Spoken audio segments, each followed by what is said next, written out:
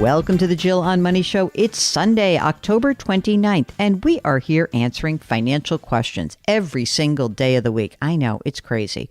If you've got something that's going on in your life, maybe you've got a big transition, maybe you're thinking about a big job change, whatever it is, give us a holler. Just go to jillonmoney.com, click the Contact Us button, and once you complete the form, let us know if you would like to come on the air live with us.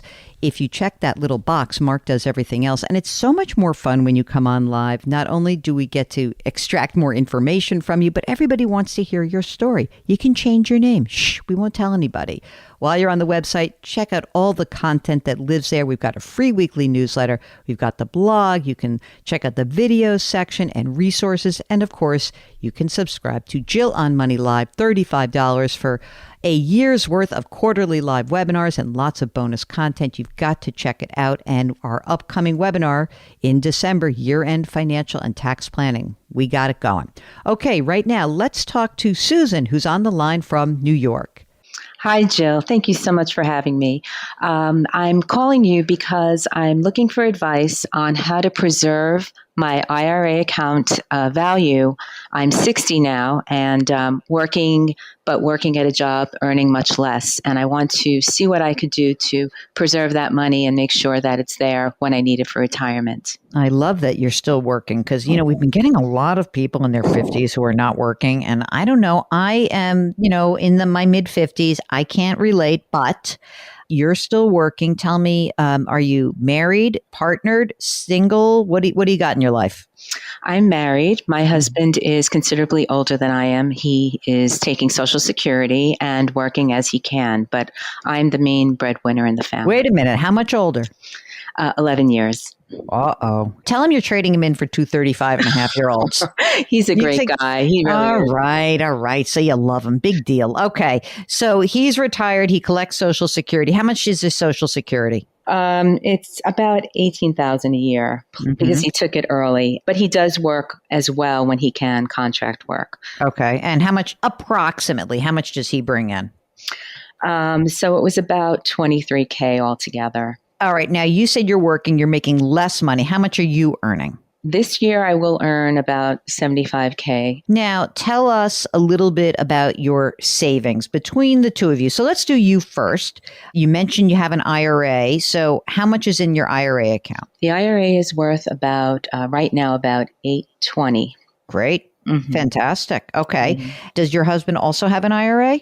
He does. His is about, I believe, $120,000 right now. Okay. Any money that's not in retirement assets, like just a plain old taxable account? A small regular investment account of about $15,000. Emergency savings, we're just starting to build that back up again. It's about $12,000 right now. Okay, great. Now, when you said, you're making 75 and last year, let's say he made 40-ish, can you guys live on that? Do you believe that you could actually kind of count on that as far as your future needs? What do you think's going on for your retirement needs? Well, I think that it's a squeeze. It's hard to say because we've been living the last couple of years on less. And after tax, there's quite a bit taken out of the $75,000. So I think we might need more than that, more than what we're earning right now. Okay. Yeah. And what's your intention in terms of retirement age-wise? I plan to work till at least 65, hopefully longer. And if you look at the 75 now, are you making retirement contributions or can you not afford to right now? That's a great question. Right now, I haven't been, and the company I'm working for does not currently have a match. So I'm pretty much just working with what I have in that account already. I'd like to start contributing at some point, though. So let's go and do like big picture stuff. House is worth how much? House is probably worth at least $650,000. Okay. Is there a mortgage remaining on it? Yes, for $275,000, and the rate is 2.85. Good God. And is that a 15 or a 30? It's actually a 20. Okay. And when you look at your current allocation of these two retirement accounts, this is about $1 million, which is great. What are you invested in right now? Who's managing it? Are you doing it yourself? What's going on? Yeah, I'm doing it myself, and I would say I'm probably not great at it. I'm doing okay, but there's a lot in tech. There's some in diversified funds. But I'm wondering if I should diversify further, get into bond funds or international funds. Also thinking about the future and access to this money, thinking about should I do a Roth conversion at some point so I have liquid money that's not going to be taxed later. Just wondering about all those. You got a lot going on, girly. Okay, so first thing is when you look at your full retirement age, what is the Social Security benefit that you would be entitled to approximately? Well, the full retirement age is 67, and that would be about $26.50 a month. Okay, $26.50 a month. All right.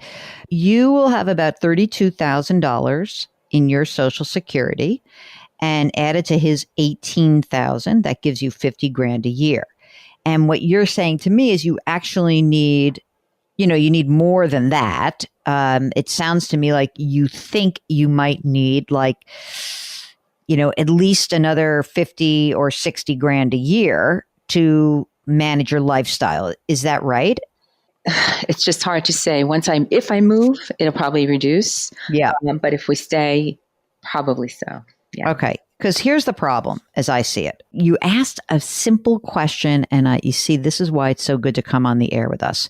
Because your problem is not an allocation question. It's an actual total amount that you have available for retirement question. When I look at $1 million portfolio, and presuming you don't pull anything out, although he will be forced to start pulling some money out, let's pretend that you were able to get $1.5 million by the time you're 67. Okay. Now at that point, I would suggest that you probably could only pull out about 3, maybe 3.5% a year. Okay. Now that would give you an extra 45, 50 grand a year. The problem, of course, is that number that I'm giving you is taxable. So it's not going to give you the same amount of money that you were truly seeking. So I think there's a couple of things here. One is that if possible, what I would really encourage you guys to do is to save. I'm more concerned with you guys actually having money in liquid savings. So having that emergency reserve fund build back up, like you said you were doing. The investment account, the 15 grand, what's in there? Just one stock that's doing really well. Like what? You have, okay, so you have Apple, so you're never going to sell that. You'll die with that. And so I want that emergency reserve fund to be built up. I mean, you got to have like 50 grand in there by the time you retire. There's no doubt in my mind. Okay.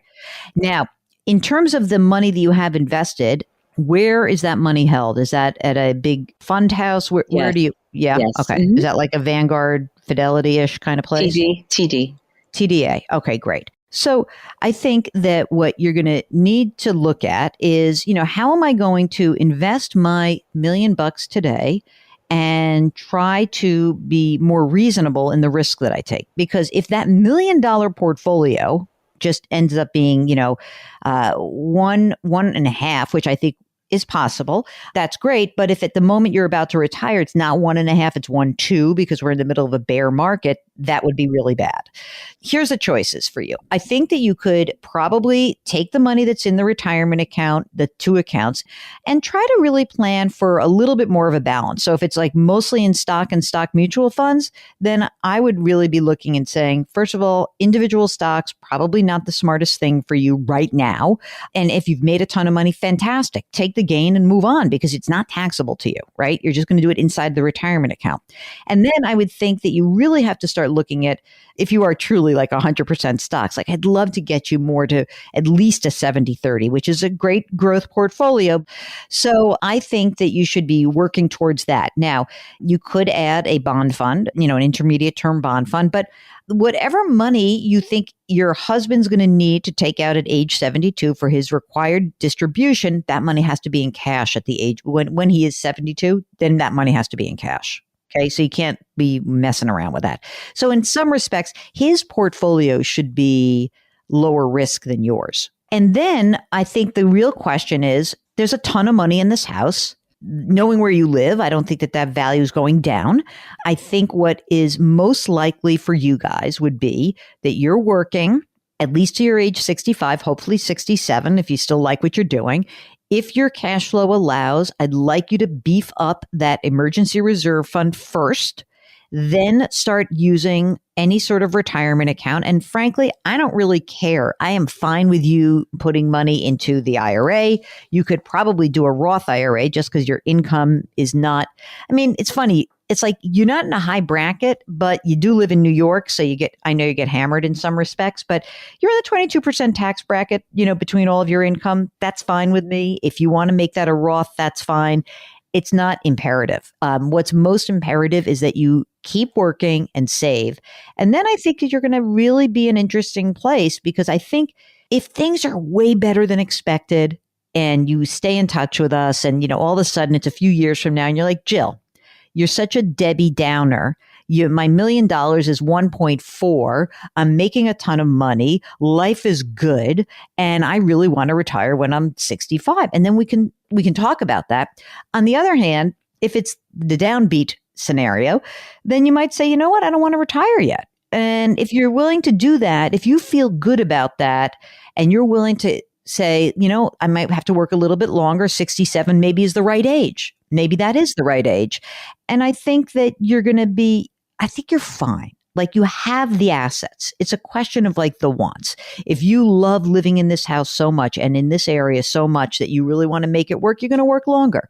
And if you're like, you know what, had it, you're not going to move to Florida, but you're going to move to, I don't know, someplace that's cheaper, or you're just going to downsize. You might say, I live in a really nice suburban house and I'm going to move a little bit outside of this area and pay lower property taxes. And just instead of being in a $600,000-$700,000 house, maybe I'll move into a $400,000 nice condo. And then you'll have that cash available. But we need a little bit more of liquid assets to help get you where you need to go. If you've got a financial question, all you need to do is go to JillOnMoney.com, which I'm sure is bookmarked at this point in your life.